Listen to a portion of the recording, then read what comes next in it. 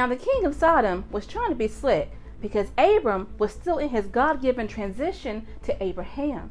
And you'll see how the devil tries to come in and interrupt that. So Abram's nephew, Lot, has stuck with him ever since his dad died. They were in an abundance of goods, flocks, herds, and tents. But the land couldn't support them both, and their herdsmen started to fight and quarrel. Now Abraham, he wasn't with all this strife because it causes discord among the people. So Abram and Lot separated. Abram goes to Canaan, and Lot pitches up a tent near Sodom.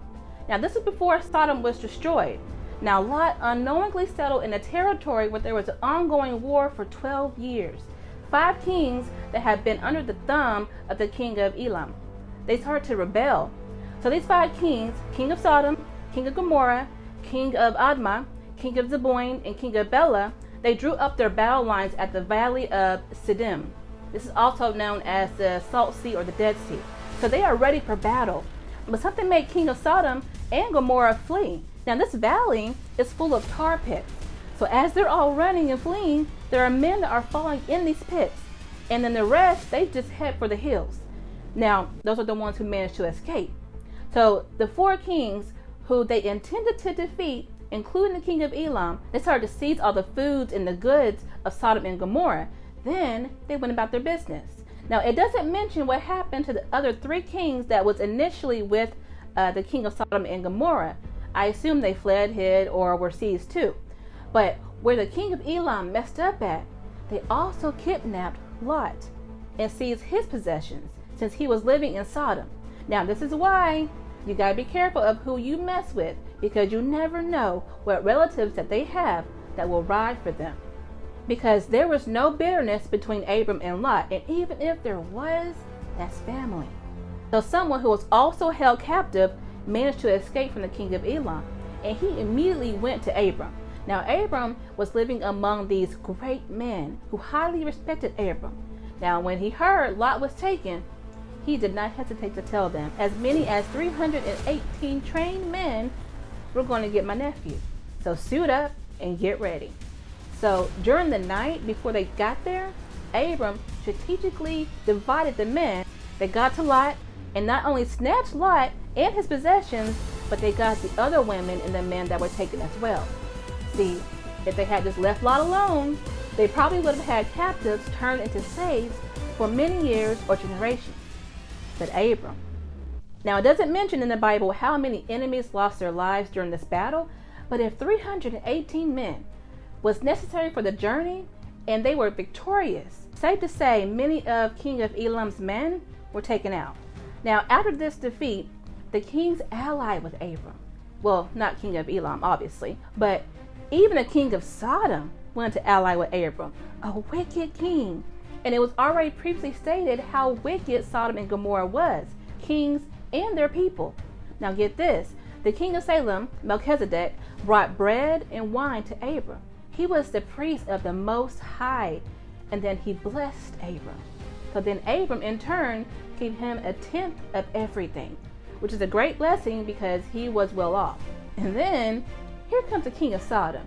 He said to Abram, give me the people and keep the goods for yourself. And there was a lot of goods too. And Abram looked at King Bera, the king of Sodom, and said, I have raised my hand to the Lord God Most High, creator of heaven and earth, and have taken an oath that I will accept nothing belonging to you, not even a thread or a thong of a sandal, so that you will never be able to say, I made Abram rich. You caught that? He wasn't done. He clarified and said, I will accept nothing but what my men have eaten and the share that belongs to the men who went with me. That's it. God already told Abram that he was going to bless him and make his name great. King Bera wanted a hand in that. How many of us don't want someone to do a favor, or anything for that matter, because we don't want them to hold over our heads later? Because that's me. Because what you're not about to do is make it seem like you brought me out of a situation that God had his hand on and use it as ammo later. But there have been those who blessed me. This is where discernment and wisdom through God comes in. Abram saw King Bera for what and who he was, and previously made an oath to God he would accept nothing from him, not even a thong of a sandal, sir. You will never get credit for what God is about to do in my life.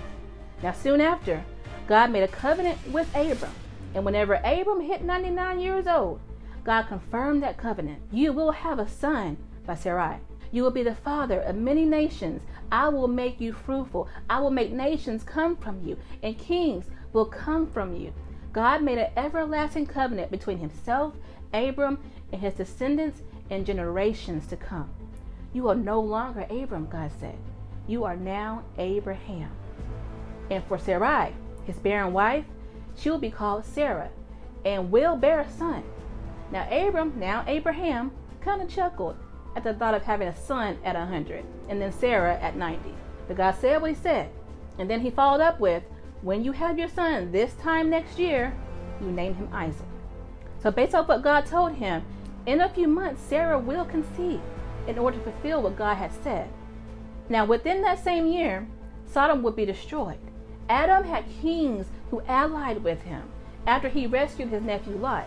His name would have spread like wildfire, highly respected even more so than he already was, and flourishing, even without the goods he declined from the King of Sodom. A prideful king ruling over a wicked city to the point God destroyed it in Gomorrah, raining down burning sulfur.